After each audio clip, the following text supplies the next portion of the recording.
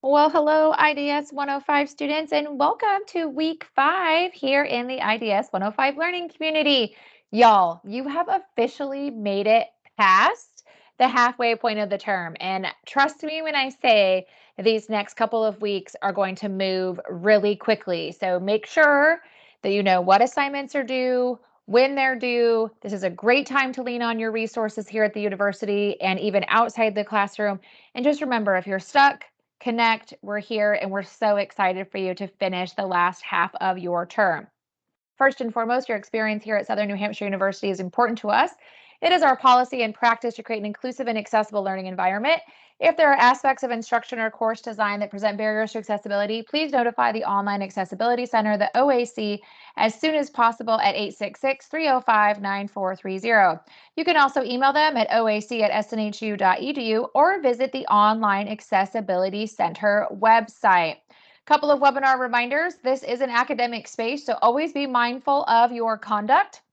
This also extends to your SNHU classroom spaces, any of the university YouTube pages, and also SNHU Connect. As a reminder, these webinars are not graded. They are not required, but hopefully they are helping you learn how to do your assignments from week to week, and also connecting the concepts that you are learning from module to module in your course. Couple of week 5, module 5 reminders. As always, y'all, please, please, please make sure that you are reading those course announcements. No matter what class you're taking, no matter what term it is, make sure you're reading those course announcements because your faculty spend time putting tips, tricks, reminders, some helpful videos, maybe even, or links to helpful things, all for you to be successful in completing your assignments from week to week in your classes. So make sure you're checking them. Also, don't forget to check your SNHU University email. This is also so important because this is how the university communicates with you. And oftentimes, faculty might send emails if you're missing an assignment, or if you struggled on something, or if they're just trying to reach out to you. So please make sure that you're checking them. As you move from week to week in your classes, if you have questions, if you're stuck on something, you're not sure on something, check and see how your instructor communicates. You can find that in that My Instructor announcement right in your Brightspace classroom for your courses. Check and see what their phone number is, email address. All of them have an email address. Almost all of them will provide a phone number, and some of them even text message, or it will set up, FaceTime or like Google Hangout kind of, or Teams meeting. So get with your faculty if you have questions on assignments or you're stuck on anything in the class. Don't hesitate. We want you to be successful. So please remember that. I know it can be feel a little overwhelming or maybe a little nerve-wracking to reach out to your instructors or even to the university resources. But remember, this is your education. This is your journey. This is an expensive journey, right? These resources are here for you and your success. So please make sure you are connecting with them. So week 5, what do we got on deck? Well, like I mentioned, we are past the halfway point of the term. And so these next couple of weeks will move quickly. This week, you have that last project draft due by Sunday of week 5, but you can always turn it in earlier if that's convenient for your schedule. Plus, you have another discussion assignment this week. As a reminder, initial discussion posts are always due on Thursday with peer responses due by Sunday. So remember, initial discussion post Thursday, peer responses and project draft due by Sunday or earlier if that's convenient for your schedule. As always, with that project draft, that is a Microsoft Word document. So you have to have something that is compatible or Microsoft Word to be able to complete that project draft. And it's a template. So you can open it right up and type right in it.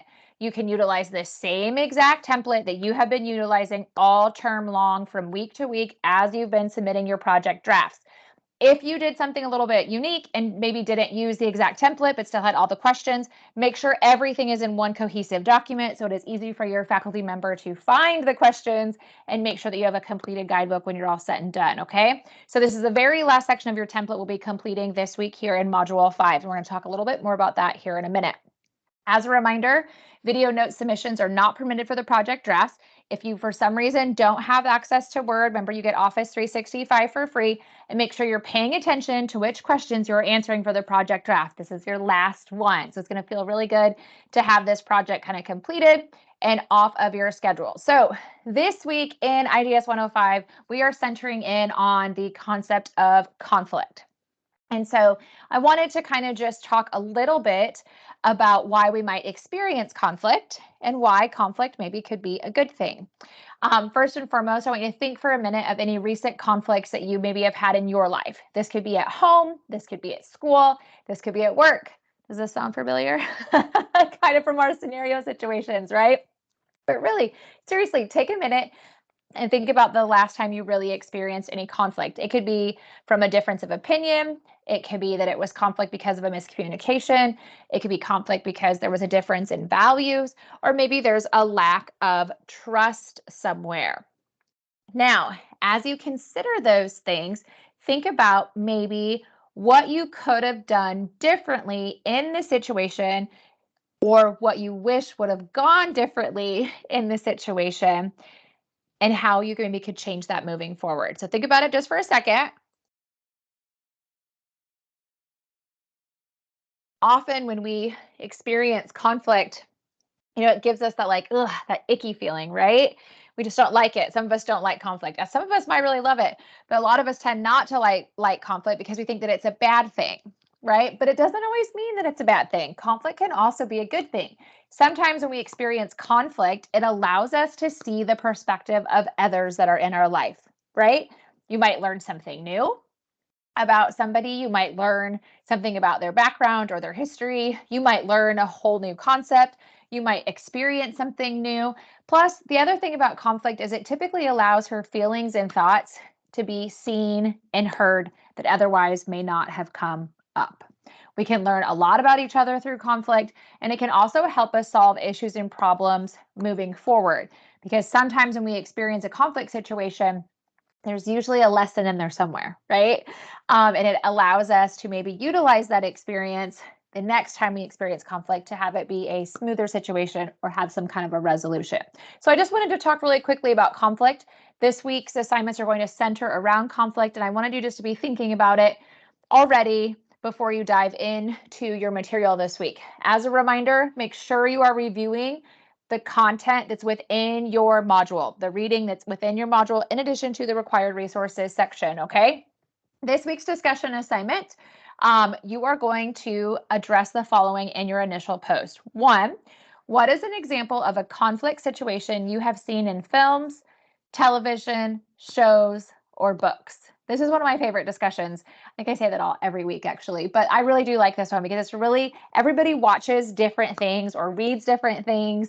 And so it's really interesting to see what y'all come up with because you really showcase the different genres that are out there and how people can experience conflict differently. So again, question one, you're answering, what is one example of a conflict situation you've seen in films, television, shows, or books? Question two is, how could you apply restorative practices in that situation that you described above? So this week, you're going to be once again thinking about those restorative practices and reading and learning about them. So you want to think how you could apply those to the situation that you described in question one. And then question three, how could being vulnerable, having an open mind, and considering others help with navigating the conflict that you identified in the situation? Cannot wait to see what you guys talk about this week in the discussion forum. Like I said, this is one of my favorite weeks because you really see a wide variety of conflict situations and how people could handle things differently, but also the power of being vulnerable and the power of being able to see the perspective of others. There's a lot of strength and energy in that. So it's really cool to kind of see what you guys come up with. This week's project draft is the very last section of that project draft template. Now, as you guys know, when you picked your scenario back in week two, week three, week four, you focused in on just that scenario. But if you remember, when you looked at those scenario profiles, each scenario had a couple of conflicts listed underneath it, right? So for example, if you picked scenario 2, personal, this week in week 5, you want to go back to your scenario. So back to scenario 2, personal, as an example, and you want to pick one of the conflicts underneath that scenario. You don't have to use all of them. Just pick one and utilize that in addition to the overview of your scenario, plus any personal or professional experience or the readings and what you've learned here in class to answer the questions for Module 5 on your project draft, okay? So as a reminder, those scenario profiles are listed underneath supporting materials in your classroom space. And here's the questions you are answering this week keeping your chosen scenario in mind back from week 2, and then just pick one of the conflicts underneath your scenario to help you answer the questions. Remember, you're writing a guidebook, so use examples, use details to help connect the concepts to your scenario and to help the reader understand. Okay, so what you're answering this week is question 1. Describe the components of the conflict represented in the scenario. Question 2, describe different interpersonal communication strategies that can be used in conflict resolution in your scenario. Question 3, choose an appropriate communication strategy you would employ in this scenario and include an explanation of why you chose that communication strategy. Question 4 is to describe the potential challenges of communication in this scenario, like what might some of the barriers be or some of the issues. And question 5, describe the benefits and challenges of using restorative practices to navigate the conflict in the scenario.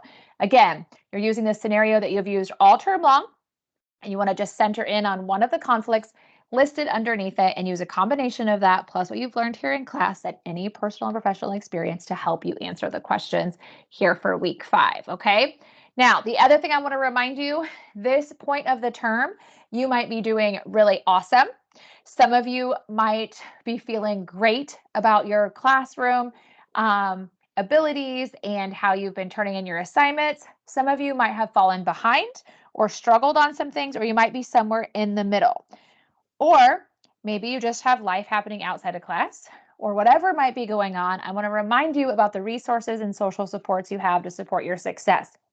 Within the university, you have so many different departments and teams of people that are here to support you. If you're stuck or have questions, you always have your instructors. If it's anything about your classroom space or your assignments, don't forget about those advisors. They are wonderful humans that can connect you with so many different resources and also be an accountability partner in keeping you on track in your classes. Plus, you have the career team. The academic support team has so many services for y'all. There's that written feedback tool where you can upload a drafted document like a project draft, discussion, journal, fill out what you want the reader to look over for you, and you submit it and upload it, and they get back to you within less than 24 hours. Plus, there's tons of workshops and tutors. You got the learning community for SNH underneath SNHU Connect. Plus, you have the library if you're citing any sources or stuck on anything, and you have the help desk. Outside the classroom, think about those significant others, parents, kids, friends, coworkers, extended family, even those pets that can all help support your success, whether it's reviewing something that you've written, whether it's just helping you pick up things at home so that you can focus on your schoolwork, or just sometimes it's having somebody just kind of cheer you on or keep you motivated. But none of it matters if you're not connecting and utilizing those people and spaces, okay? So just remember, you have so much support at your fingertips. Don't hesitate to utilize those as you need us or as things come up. I wanted to take just a minute and just show you guys Module 5 again. As a reminder, course menu, learning modules, click on Module 5, and it'll pull up the module. Make sure that you are always reviewing the module content, the objectives, the overview, scroll all the way down and click over. It is so important for y'all to make sure too that you are reviewing this content that is in here. This section, for example, talks about those restorative practices to navigate conflict, which is in both your discussion and your project draft this week. So make sure that you are spending some time reading the material that's within the module, in addition to these required resources, the chapters you're reading in your textbook, any other articles. And then I will tell you that this Power of Vulnerability video is such a great watch. So please make sure that you're paying attention and taking the time to click through these videos and listening to them. You can even listen to them as you're working on other things, or if you're in the car, they're just kind of tune in when it works for you. But there's some really great videos in here. Plus, there's another wonderful video on restorative practices. So if you tend to be somebody that likes to kind of hear what the lesson is about or the concept, or even see it, these are some great options for you and your success this week. As a reminder, you have that discussion assignment. Initial post is due on Thursday with your peer responses due by Sunday, all talking about conflict and restorative practices. And then you have your last project draft, which when you click on that project draft and it opens up the guidelines, you have that overview and directions. You have 5 questions that you are answering this week. Make sure that you answer all pieces and parts of each question. As a reminder, if you need the project template again, it's right here. Click the blue, it gets you to where to go. However, remember, you can utilize the same template you've been using all term long. This is mine. It's just highlighted to kind of list out the different sections. One thing I wanted to point out is I always encourage students to list your scenario at the top, but I also think it can be helpful to list your conflict here too once you pick it, now that we're in Module 5. Module 5's questions are all the way down here at the bottom. You're answering these 5 questions, and as a reminder, cite any sources as needed if you are utilizing information or data that is not your own. Once you complete this week 5 project draft, you will save it, you will upload it to be graded, and your faculty work on grading your assignments. This means that once you finish this section, this guidebook is complete, right? Then what do we turn in Module 7? You will spend week 6 and week 7 taking a look at the graded feedback from your instructor. Once you finalize this after week 5, if there's any changes they recommended or examples you need to do or any updates or edits, you want to clean it all up, and that's what you will submit in Module 7. You're not starting from scratch. You're not rewriting anything. You're not redoing anything. You are literally just going to turn in a cleaned up version of this document, but you have to finish week 5 first, okay? So just a reminder, here in week 5, you got that discussion assignment, and then you're finishing this last section of the project draft. Initial post due by Thursday, and the discussion board peer responses due by Sunday. And then your final project draft is due by Sunday. In case you needed to take a look at those scenario profiles again, to see what those conflicts are, click on scenario profiles. It'll pull up the big overview of each one of them. So you'll notice here for the school example, there's the overview, and you'll see there's 3 different conflicts listed underneath each one with an explanation. You only have to pick one of those. So if my scenario was school, I'm going to look at these 3 conflicts and be like, I think I'll do conflict number 1. So using that conflict and your scenario is going to help you answer the questions for Module 5. Okay. All right, y'all, that is it for this week. I hope you have an amazing week 5. And remember, if you get stuck, reach out, connect with your SNHU resources, let your instructor know, and you got this. See you next week.